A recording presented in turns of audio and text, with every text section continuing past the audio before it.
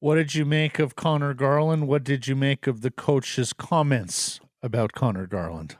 Well, I haven't made much of Conor Garland for a while now, and I feel like I've been banging this drum a little bit louder than some in the market. And I think people are finally recognizing that it's been a long time since he has done anything of consequence. And it's not like he's been buried in the lineup. He's played with Elias Paterson when Paterson has been playing well, and for the last couple of weeks, he's been a sidekick for JT Miller, who's been as hot as anybody in the National Hockey League, it seems, and still nothing. And so that was not a great sequence in the first period. Takes the penalty and then gets out of the penalty box. They're able to kill off that penalty.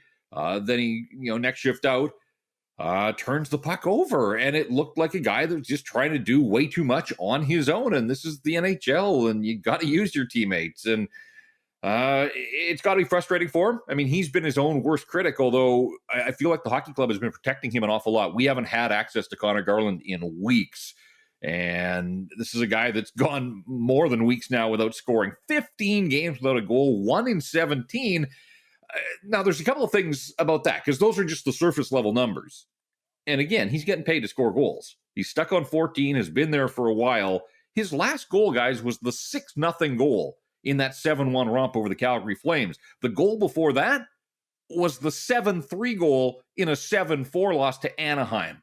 So you got to go back even further to find goals of consequence for this guy. And in fact, before joining you, I went back and looked at his most recent goals because I wanted to see what they looked like.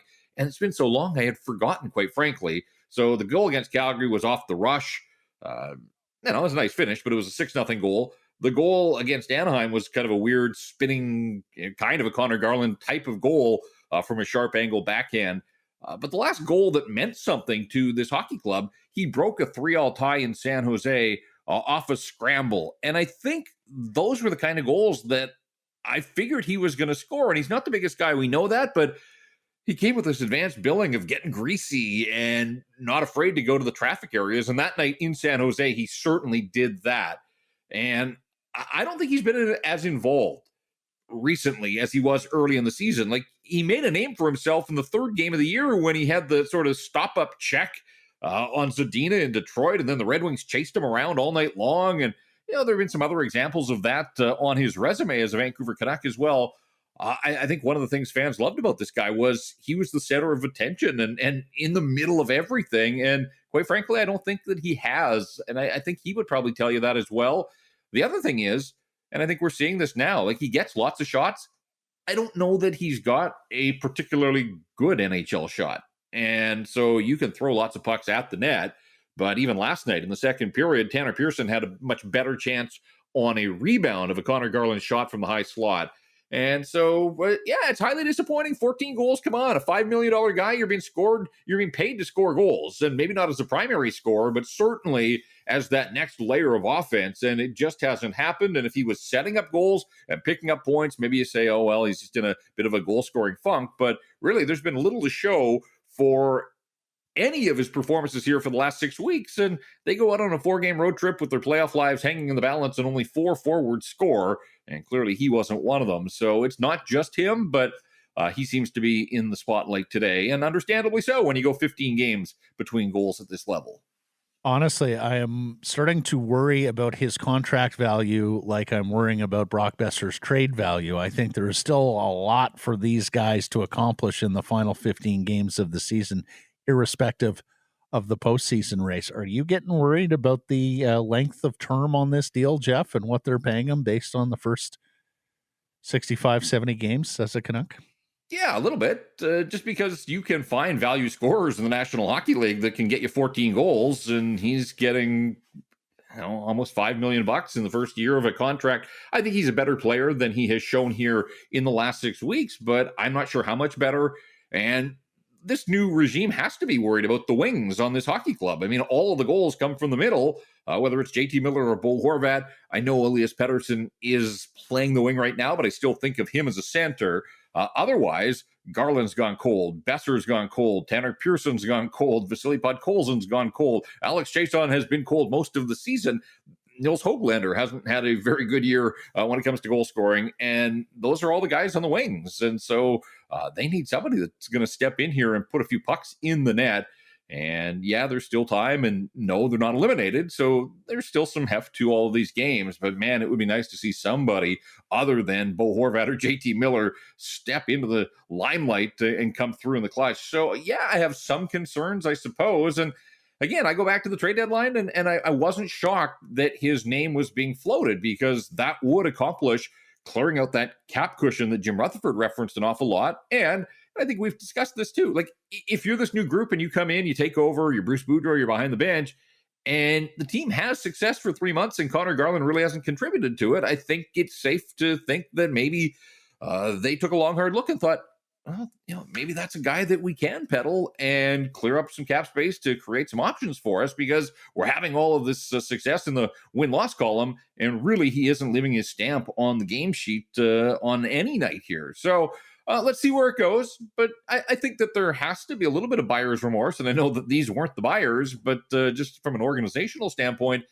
they had to expect more. I had him pegged for somewhere between 20 and 25, and he's stuck on 14, feeling like it may end at 14. I hope that there's a few more goals for him, but whatever the case, I think that it's not necessarily, his point totals aren't that far off from where I guess I would have projected, somewhere between 40 and 50, but it came down to goal scoring, and I just expected more. So let's see where he tops out ultimately for this season.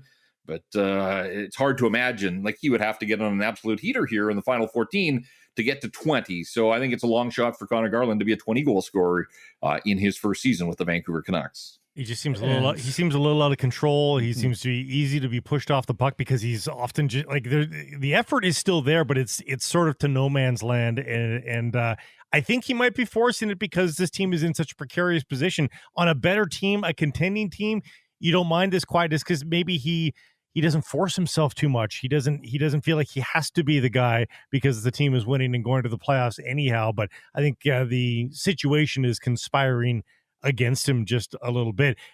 Jeff, what about Bruce's decision just to sort of, and he walked it back a little bit, saying he didn't want to pigeonhole people and go through the entire roster and give report cards, but he ultimately did on Garland. He hasn't played bad cop a ton so far this season. And again, he didn't exactly dress down the player, but he has been rather guarded in his criticisms of individual players. Are we just seeing the desperation level for this team now that maybe that criticism comes out a little bit more? Yeah, I think so. I think it was the culmination of opportunity lost for the Vancouver Canucks, recognizing that they needed every point and they didn't get anything. His mistake was so loud in a 1-0 hockey game, too, that you could just sort of feel the exasperation on the part of the head coach. And it was that sequence, too, that I mentioned. The penalty on Kyrou wasn't a great play on his part either. And then Bruce Boudreau sat him down. He didn't play again the remainder of the first period after the 2-0 goal. But the coach then got him back out in a regular shift on that line with Miller and Paterson. And that trio, again, generated a ton. They each had 5 shots on goal. They combined for 21 shot attempts. So hard to argue with all of that. But at the end of the night and at this stage of the season, it's what have you done for me lately here? And last night, that line didn't do anything. Conor Garland hasn't been able to produce for a while. And so I think, just kind of boiling point a little bit for Bruce Boudreau, who, you're right, hasn't thrown darts at individual players very often. He had some pointed comments about Nils Höglander at one point, and I guess different types of motivation for different players, perhaps. But come on, this is the NHL. Like, people that are saying, Conor Garland's all right, he's playing fine. No, there has to be a bottom line, and particularly for this team in the situation that he's playing. I know he doesn't get a lot of power play time, and so again, I factor that in, but I thought 20 was on the modest side in terms of just the number of goals that he'd be able to generate, and it hasn't happened. So, I think they're all feeling a little frustrated that they know that last night was one opportunity down. There's 14 games remaining. So strike another loss off the available losses to them, and they probably have to go 11-3, and you just kind of feel like daylight is fading on them in a hurry here as they get set to play their final game of the month of March tomorrow night. So to answer the Bodog poll question, would you do the Garland OEL trade again? Yes, no, or you can vote it was never for it. That's how I voted. Yeah, I mean, understanding, I guess, where Jim Benning was coming from, not that I agreed with it, but sort of a last kick of the can and trying to incorporate some offense for a team that didn't score an awful lot last year. And it hasn't worked out that way, obviously, in the anchor contract that is OEL. It's harder still when you look at what Dylan Guenther's doing for the Edmonton Oil Kings. He's fourth in the Western Hockey League with 41 goals in just 53 games. So that's what you get with a top 10 draft pick. And I didn't like the idea of trading one first rounder a couple of years back to do it twice in short order. Really didn't like. So I didn't like Louis Eriksson and Jay Beagle and where they were and what they give the Canucks at that stage of their career. But that was going to be one more year of pain, I suppose. And in hindsight, now this new regime that wants cap flexibility, they would have had it had those contracts been expiring at the end of this season. So I would vote no. I don't. I'm not sure that that's a deal that I would have done